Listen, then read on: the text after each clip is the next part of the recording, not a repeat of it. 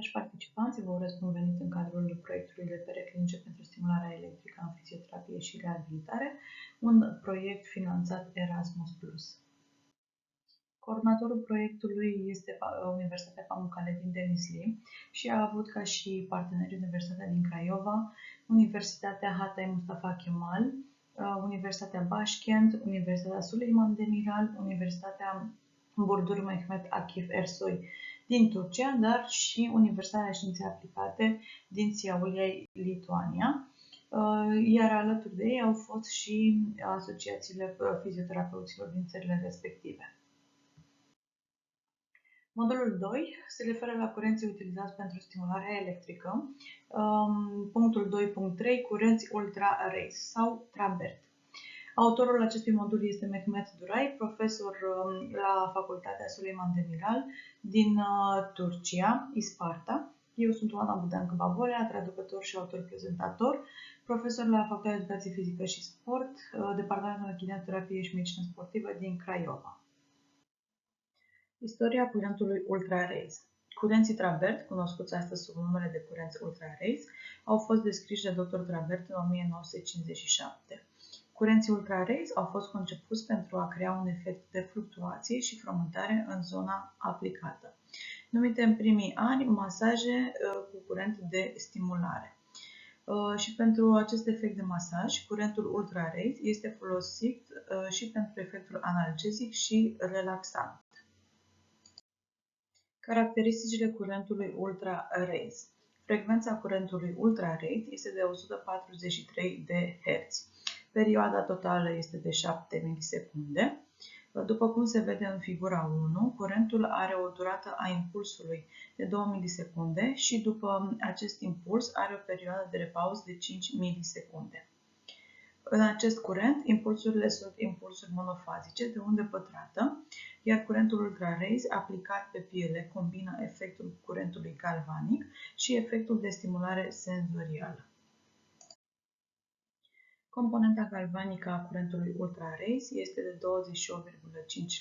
28,5% și curentul Trabert are o intensitate variabilă, dar polul și direcție curente fixe. Curentul este folosit în special pentru modularea simptomelor, iar după curent și în timpul aplicației, pacienții simt relaxare și o stare de bine cu efectul de masaj asupra mușchilor, urmată de o senzație de explozie neiritantă. Mecanismul de efect și scopurile curentului ultra-rays. Unul dintre mecanismele principale de efect este modularea autonomă în acest curent. Curentul ultra-rays crește activitatea parasimpatică și reduce activitatea simpatică, iar datorită acestui efect, curentul oferă analgezie, relaxează spasmele musculare, crește circulația sângelui, este reflectat și creează contracții musculare. Reducerea activării sistemului simpatic și creșterea activării sistemului parasimpatic. Curenții ultra-rays nu numai că stimulează nervii motor și senzoriali, dar oferă și o stimulare de reglare a sistemului nervos autonom. Prin asigurarea contracției tetanice cu ajutorul curentului ultra-rays, tensiunea musculară poate fi redusă și răspunsul de activare simpatică poate fi întrerupt. Stimularea sistemului parasimpatic. Pentru stimularea autonomă, electrozii trebuie plasați în conformitate cu calea de trecere a nervilor autonomi. Furnizarea analgeziei. Unul dintre obiectivele cele mai comune ale curentului ultra-rays este modularea durerii, poate cel mai comun obiectiv. Cu acest curent ultra-rays, durerea profundă sau superficială poate fi blocată din orice punct al căii de tranzit. Curentul ultra-rays are un efect de mascare. Acest efect de mascare inhibă transmiterea durerii prin stimularea altor nervi aferenți. Deoarece frecvența curentului ultra-rays este mai mare decât frecvența fibrelor dureroase cu viteză de conducere lentă, efectul de mascare devine mai pronunțat. Furnizarea de stimul senzorial. Într-adevăr, curentul ultra-rays oferă un stimul senzorial, iar acest stimul senzorial oferă o fibră nervoasă exteroceptivă rapidă și blochează durerea la nivelul măduvei spinării. Totodată, furnizarea unui stimul senzorial stimulează eliberarea de peptide opioide, permițând o modulare mai puternică a durerii. Acesta este mecanismul central de gestionare a durerii a curentului ultra-raze. Eliberarea de peptide opioide este foarte importantă în acest tip de stimulare. În cea mai mare parte, curentul ultraviolet este folosit pentru modularea durerii spinale. Acest mecanism de efect stimulează fibrele aferente groase mielinizate în conformitate cu teoria controlului porții. În plus, față de mecanismul de durere centrală, curentul ultraviolet are managementul durerii cu activarea mecanismului de control al porții.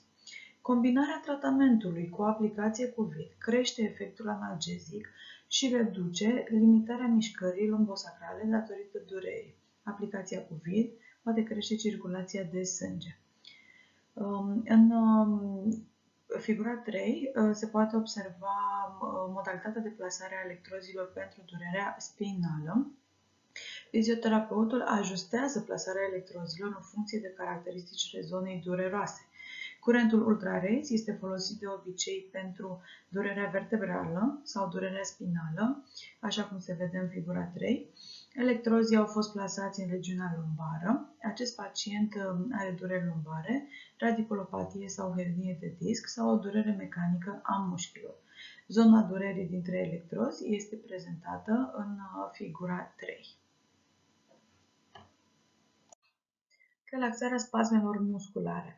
Curentul ultraviolet are efect de masaj și acest efect de masaj joacă un rol în relaxarea spasmelor musculare. Efectul de masaj crește circulația sângelui și oferă un stimul mecanic mușchilor. În plus, curentul ultra-raze produce contracții musculare tetanice care reduc activitatea sistemului simpatic și, prin urmare, tensiunea musculară. Efectul autonom oferă de asemenea și vasodilatație. Curentul ultraviolet crește circulația sângelui în diferite moduri. Unul dintre ele este stimularea parasimpatică, urmând efectul parasimpatic. În plus, am vorbit despre durata impulsului și a perioadei de repauză a curentului ultra-raze, care sunt de 2-5 milisecunde. Aceste caracteristici furnizează stimularea activității musculare. Această activitate musculară poate crește efectul de pompaj al mușchilor. Pe măsură ce efectul de pompaj crește, activitatea metabolică crește. Și astfel, circulația arteriovenoasă și limfatică crește. Acesta este celălalt mod de creștere a circulației sângelui. Un alt mecanism de efect de îmbunătățire a circulației este hiperemia. Știm că sub electrozi apare hiperemia. Hiperemia apare sub piele în multe aplicații de electroterapie, dar curentul ultra-raze hiperemia nu numai sub piele, ci și în straturile adânci ale mușchilor. Curentul ultra-raze are un efect reflectat. Stimularea cu acest curent ultraviolet furnizează reflexe cutanate. Activarea reflexelor cutanate cresc circulația în organele interne. Astfel, mușchii netezi sunt inervați. Eliberarea de substanțe vasoactive precum histamina și acetilcolina susține aprovizionarea cu sânge și aprovizionarea cu sânge a organelor interne este asigurată. Crearea de contracții musculare. Parametrii de stimulare și repaus sunt potriviți pentru a crea contracții musculare. Prin urmare, curentul ultra-raze își propune să creeze contracții musculare și să prevină atrofia. Contracțiile musculare sunt dificil de observat cu ochiul liber, așadar, fizioterapeuții pot palpa mușchii pentru a realiza contracția.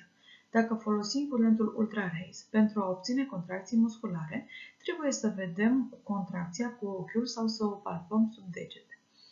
În timp, un acomodament dezvoltat împotriva curentului scade cantitatea de contracție detectată prin palpare sau observare după un timp. Prin urmare, trebuie să creștem intensitatea curentului pentru a obține o altă contracție musculară. Aplicații de curent ultra-rece Se folosesc electrozi de dimensiuni medii, 8 pe 10 sau 9 pe 12, în special în aplicații spinale, sunt plasate paravertebral sau longitudinal. Distanța dintre electrozi trebuie să fie între 3 și 4 cm. Aplicații de curent ultrarece. Se pleacă de la intensitatea curentului care este crescută în mod controlat. După ce pacientul simte o furnicătură care nu provoacă disconfort, se determină intensitatea optimă a curentului potrivită pentru pacient. Pacientul nu va simți curentul furnizat în câteva minute. Intensitatea curentului este crescută din nou până când pacientul simte. 143 de Hz este o frecvență care produce contracții tetanice. În aplicațiile cu curentul ultravert, pe măsură ce efectul dorit scade, intensitatea curentului este crescută și limita de toleranță este atinsă la pacient în 5-7 minute. Fizioterapeuții preferă bureții viscoși, umezi sau plăcuțele de electrozi care absorb multă apă. Se preferă cel puțin o zi de interval între fiecare sesiune, deoarece în timpul utilizării zilnice pot apărea reacții termice, sensibilitatea tactilă și dezvoltarea unui tip diferit de durere. Acestea sunt probleme importante în recuperare și afectează negativ procesul nostru de recuperare. Dorim să obținem o modulare a durerii. Dacă se observă reacții de sensibilitate, gestionarea durerii va deveni mai dificilă pentru noi. Se recomandă utilizarea a 6-8 ședințe de curent ultra-rays, numărul de ședințe poate fi redus. Rezultatele de succes se obțin în primele 2-3 ședințe, iar la sfârșitul unei ședințe de tratament sunt raportate efecte pozitive. Curentul ultra-rays are mai multe indicații. Folosim curentul ultra-rays pentru radiculopatie. Radiculopatia poate fi cervicală, toracică și lombară. Osteocondroza și spondiloartroza sunt alte indicații pentru utilizarea curentului ultra-rays. Față de atrofiile SADC, nevralgia, hiperalgia, există mai multe tipuri de dureri. Prin urmare, curentul ultra-rays este folosit pentru gestionarea durerii. Pentru situațiile post-traumatice, osteoartrită, mialgia, durerea umărului hemiplagic sunt alte indicații ale curentului ultra-rays. Curentul ultra-rays are câteva contraindicații. Una dintre acestea este stimularea mușchilor paralizați. Forțarea mușchilor să se stimuleze poate crește denervarea musculară existentă. Nu putem folosi curentul ultra-rays pe sau în apropierea implanturilor metalice. Dacă aplicăm curentul ultra-rays pe sau în apropierea implanturilor metalice, pot apărea arsuri electrochimice cu un efect electroforetic. Dacă folosim curentul ultra-rays la un pacient cu implant metalic, electrozii trebuie plasați la cel puțin 15-20 cm distanță de implantul metalic. De asemenea, curentul ultra-rays nu este utilizat la pacienții cu febră, malignitate, prezența tuberculozei, sarcină sau probleme de cooperare. În acest slide veți găsi referințele aferente acestui modul. Eu vă mulțumesc și vă doresc mult succes în continuare.